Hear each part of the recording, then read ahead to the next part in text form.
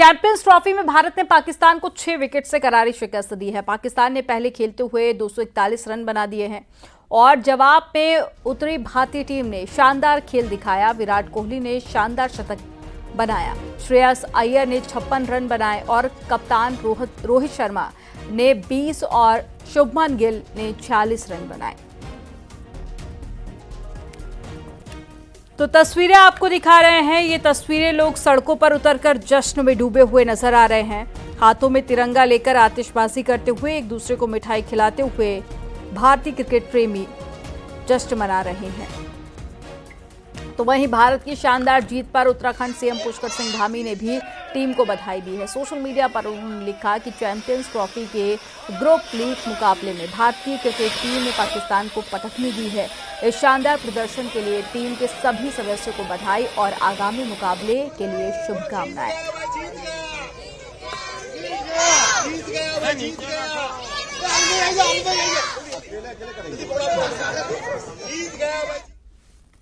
शुक्रवार को विधानसभा के अंदर संसदीय कार्य मंत्री प्रेमचंद अग्रवाल का बयान है, उत्तराखंड क्या सिर्फ पहाड़ियों का है, यहां दूसरे राज्यों से भी लोग आकर बसे हैं। मंत्री के बयान पर तीसरे दिन लगातार बवाल मचा हुआ है और ऋषिकेश के विधायक और मंत्री प्रेमचंद अपने बयान पर बार बार खेद प्रकट कर रहे हैं, लेकिन बावजूद इसके विरोध थम नहीं रहा।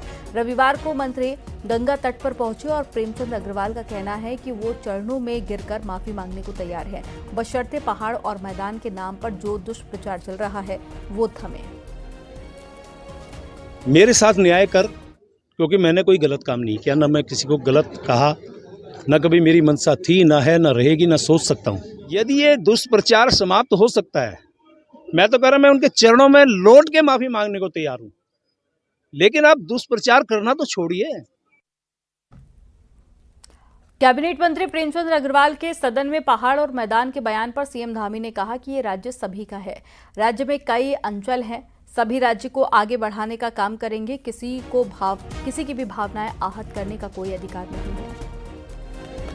ऐसा है कि उस पर विधानसभा में मैंने पहले ही सभी लोगों से कह दिया कि ये राज्य हमारा सभी का है और राज्य में हमारे यहाँ पर देखिए अलग अलग अंचल हैं, अलग अलग स्थान हैं, सभी मिलजुल कर राज्य को आगे बढ़ाने का काम करेंगे। किसी की भावना को किसी तरह से भी किसी को आहत करने का भी कोई अधिकार नहीं है और उस पर मैंने विधानसभा में पहले ही बोला है।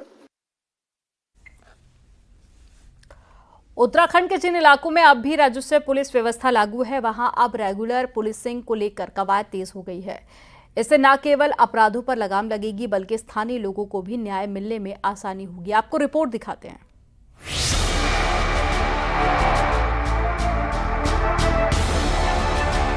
उत्तराखंड में करीब 16,500 गांव हैं, लेकिन इनमें से करीब 85% गांव में से अंग्रेजों के जमाने की पुलिसिंग यानी राजस्व पुलिस खत्म कर दी गई है, जबकि 3,500 गांव आज भी राजस्व पुलिस के भरोसे हैं। लेकिन हाईकोर्ट के सख्त निर्देश के बाद सरकार ने राज्य भर में रेगुलर पुलिस व्यवस्था लागू करने की कवायद तेज कर दी है और पुलिस हेडक्वार्टर ने सभी जिलों में सर्वे पूरा करने के बाद रिपोर्ट शासन को भेज दिया है, जिसके बाद बचे ग्रामीण इलाकों में भी रेगुलर पुलिसिंग की व्यवस्था लागू कर दी जाएगी। राजस्व एरिया में हमारे गांव हैं उसको चरणबद्ध तरीके से रेगुलर पुलिस के एरिया में लाया जाए और इस संबंध में जो प्रथम चरण में करीब 6 थाने और 20 चौकियों की स्थापना ऑलरेडी हो चुकी है। जो शेष जो बच गए हैं अभी गांव, उनको भी शीघ्र ही जो रेगुलर पुलिस एरिया है उसमें लाने की कवायद चल रही है। हाल के साल में अंकिता हत्याकांड, ड्रग सप्लाई और दूसरे गंभीर अपराध के मामले सामने आए, जिससे पता चला कि प्रदेश में रेगुलर पुलिस व्यवस्था की सख्त जरूरत है और विशेषज्ञों की भी माने तो राजस्व पुलिस के पास ना तो आधुनिक संसाधन है और ना ही उचित ट्रेनिंग, जिससे अपराधों पर नियंत्रण पाना मुश्किल हो जाता है। अब चूंकि साइबर भी आ गया है और क्राइम का नया मोड स्टार्ट हो गया है, तो उसमें थोड़ा सा वो कम सक्सेस हैं, इसलिए रेगुलर पुलिस ही इसको अच्छे से कर सकती है। मेरा मानना ये है कि रेगुलर पुलिस ही ज़्यादा से ज़्यादा चौकियाँ, ज़्यादा से ज़्यादा थाने और जो इंस्पेक्टर्स बने हैं ये नए, इन सबको लोगों को तैनात किया जाए। राजस्व पुलिस से रेगुलर पुलिस की ओर बढ़ता ये बदलाव उत्तराखंड की कानून व्यवस्था को और अधिक मजबूत बना सकता है। अब देखना होगा कि सरकार कितनी जल्दी इस प्रस्ताव को अमल में लाती है, ताकि देवभूमि में अपराधियों पर प्रभावी नियंत्रण किया जा सके। न्यूज़ 18 के लिए देहरादून से सत्येंद्र बर्तवाल की रिपोर्ट।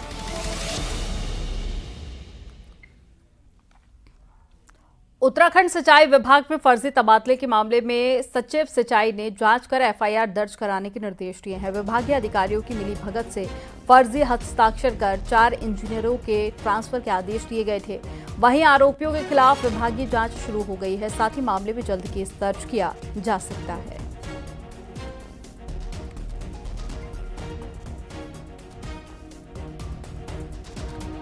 उत्तर प्रदेश निर्माण निगम में 160 करोड़ रुपए के गबन का बड़ा मामला सामने आया है। इस घोटाले को लेकर पूर्व अधिकारियों के खिलाफ नेहरू कॉलोनी थाने में 6 अलग अलग मुकदमे दर्ज किए गए हैं। गबन के आरोप में रिटायर्ड और साथ ही पूर्व अधिकारियों को जिम्मेदार ठहराया गया है।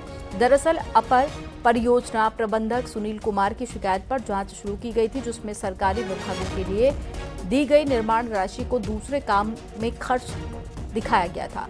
जांच में सामने आया कि कई योजनाओं के लिए मिला पैसा गबन कर लिया गया था, जिसका कोई भी हिसाब नहीं मिल रहा है और बताया जा रहा है कि सभी मामले साल 2012 से साल 2018 के हैं।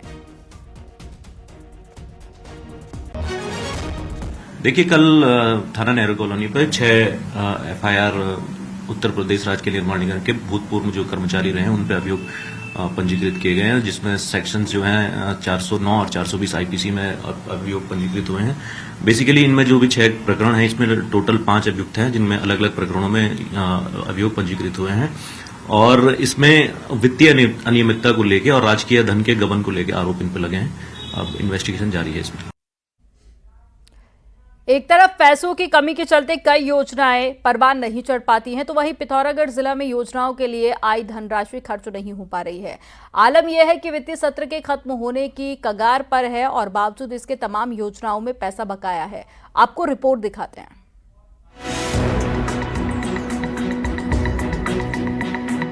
31 मार्च को मौजूदा वित्तीय सत्र समाप्त हो जाएगा, लेकिन पिथौरागढ़ में जिला, राज्य, केंद्र और बाह्य सहायतित योजनाओं के लिए मिली धनराशि खर्च नहीं हो पाई है, जबकि इन चारों सेक्टर में स्वीकृत धनराशि कब के विभागों को मिल चुकी।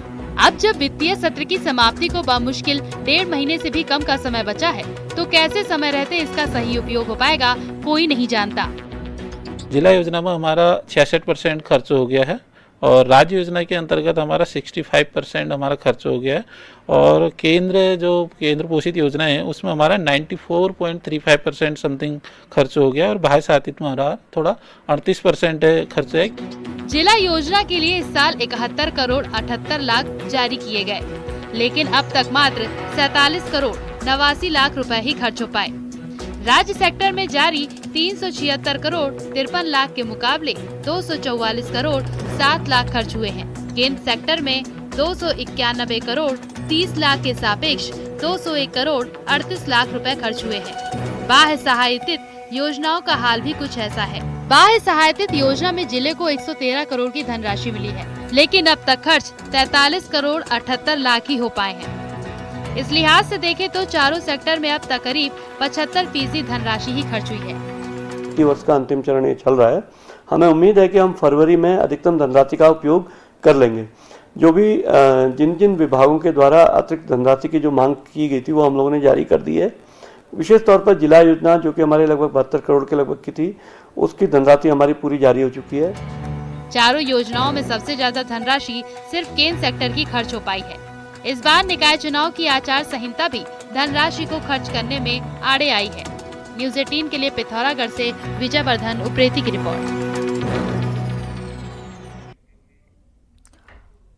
पीएम मोदी के उत्तरकाशी दौरे को लेकर तैयारियां तेज हो गई हैं। पीएम मोदी के मां गंगा के मायके मुखबा आने का कार्यक्रम है, जिसकी तैयारी हो रही है और मंदिर के साथ ही पूरे मुखबा गांव को भव्य तरीके से सजाया गया है। इसके साथ ही रास्तों का भी निर्माण किया जा रहा है। इन दिनों मुखबा में बर्फबारी के बाद में नजारे भी बेहद खूबसूरत नजर आ रहे हैं।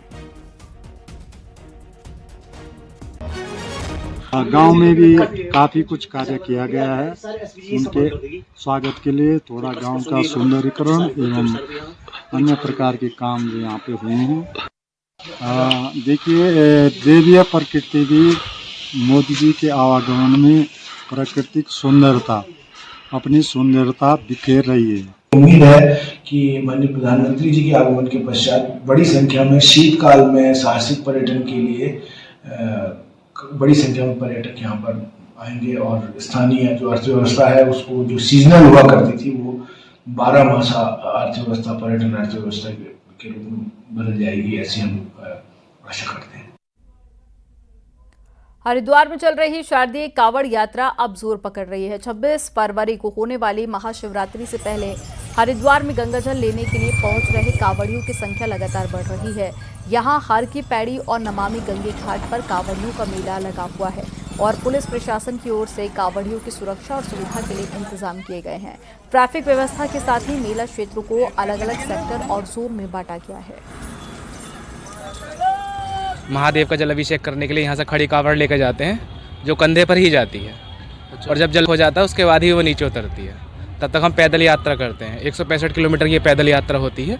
अपने सच्चे मन से जल ले जाते हैं और जाकर शिव जी महाराज पे चढ़ाते हैं। जो हमारे ट्रैफिक प्लान्स हैं वो लागू किए जाएंगे, जिनको हम लोग बार बार अपने सोशल मीडिया के पेज में भी हम लोग अपलोड करते हैं, साथ में हम लोग बताते भी हैं।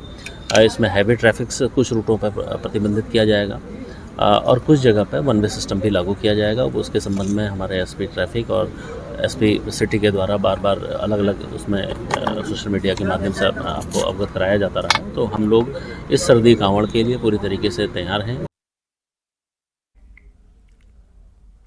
हल्द्वानी में नया नगर निगम अपना काम शुरू कर चुका है, जिसके तहत में शहर में नए वेंडिंग जोन चिन्हित किए जा रहे हैं। साथ ही रेहड़ी पटरी पर कारोबार करने वाले लोगों की रजिस्ट्रेशन की प्रक्रिया भी शुरू हो रही है, लेकिन इस फैसले का कई व्यापारियों ने विरोध भी शुरू कर दिया है। आखिर क्या है ये पूरा मामला, आपको रिपोर्ट में दिखाते हैं।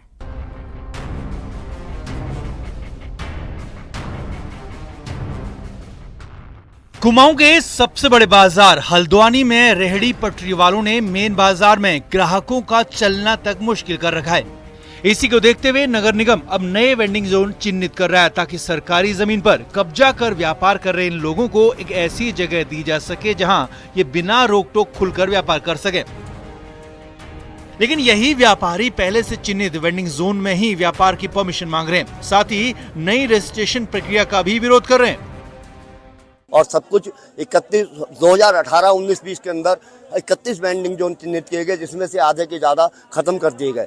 हमारा रोष है कि हमारे 10 साल के अंदर 4 बार सर्वे किया गया। पहले नगर निगम द्वारा सर्वे कराया गया, जिसमें होकर स्लिप दी गई। उसके बाद जन सार्थक सेवा समिति से कराया गया, शनि बाजार को उसमें जोड़ा गया, जिसमें 2845 लोगों का सर्वे हुआ। उसके बाद किरण सॉफ्ट ने दिल्ली को 10 पायलट प्रोजेक्ट तैयार करने के लिए हायर किया गया और उसमें 10 पायलट प्रोजेक्टों की DIPR DPR बनाई गई, लेकिन वो भी अधर में लटकी रही। हल्द्वानी के मेयर ने चार्ज संभालते ये फैसला लिया था कि हल्द्वानी में व्यापार करने के लिए हर रेहड़ी पटरी वाले को नगर निगम में अपना रजिस्ट्रेशन कराना होगा, तभी बनाए जा रहे वेंडिंग जोन या हाट बाजारों में अस्थायी तौर पर व्यापार की परमिशन दी जाएगी। और वो इस प्रक्रिया को आगे भी बढ़ा रहे हैं। स्थान देख रहे हैं कि कहाँ कहाँ पर बन सकता है। अभी 2 चीजें केवल चिन्हित हुई हैं, एक तो मंगल पड़ाव पर वेंडर जोन बनाने का और दूसरा मंगल पड़ाव से अंदर करीब 150-200 मीटर अंदर वहाँ पर मछली मार्केट और जो मुर्गा मार्केट है, जो बाहर खुले में जो बिकता है, उसको भी हम एकत्रीकरण करने का प्रयास कर रहे हैं और वो 2 चीज़ें अभी चिन्हित हुई हैं, उसमें हम काम करेंगे। दरअसल हल्द्वानी में 1800 से ज्यादा रेहड़ी पटरी वाले व्यापारी चिन्हित हैं। इनके लिए वेंडिंग जोन बनाने की बात तो बहुत बार हो चुकी है, लेकिन अभी तक एक भी वेंडिंग जोन धरातल पर उतर नहीं पाया है, जिसके कारण आए दिन इन रेहड़ी पटरी वालों को अतिक्रमण के नाम पर प्रशासन के डंडे का सामना भी करना पड़ता है, जिससे इनमें नाराजगी है। हल्द्वानी से न्यूज़ 18 के लिए शैलेंद्र नेगी की रिपोर्ट। आपदा में टूटे माला नदी के पुल बनाने का काम जारी है और पुल के टूटने से कोटद्वार भावर क्षेत्र की 40,000 से ज्यादा आबादी का बाजार से सीधा संपर्क कटा हुआ है। PWD को 15 अप्रैल तक पुल के निर्माण पूरा करने के निर्देश दिए गए थे और DM पौड़ी ने बताया कि पुल के 12 पिलर्स में से 10 पिलर्स का काम पूरा हो चुका है, जिसमें अब स्लैब शिफ्टिंग का भी काम किया जा रहा है और अप्रैल अंत तक पुल गाड़ियों के लिए खोल दिया जाएगा। 12 जो पियर्स हैं उनमें से 10 पेयर हमारे कंप्लीट हो चुके हैं और 5 स्लैब्स हमारी ऑलरेडी डाली जा चुकी हैं 12 में से। और अभी जो बाकी बचे हुए 2 हमारे पेयर्स हैं उनका काम मैं खुद अभी स्पॉट इंस्पेक्शन करके आया हूँ और 15 मार्च तक कंप्लीट होगा और 28 अप्रैल तक हमारा पुल फंक्शनल होने की पूरी संभावना है।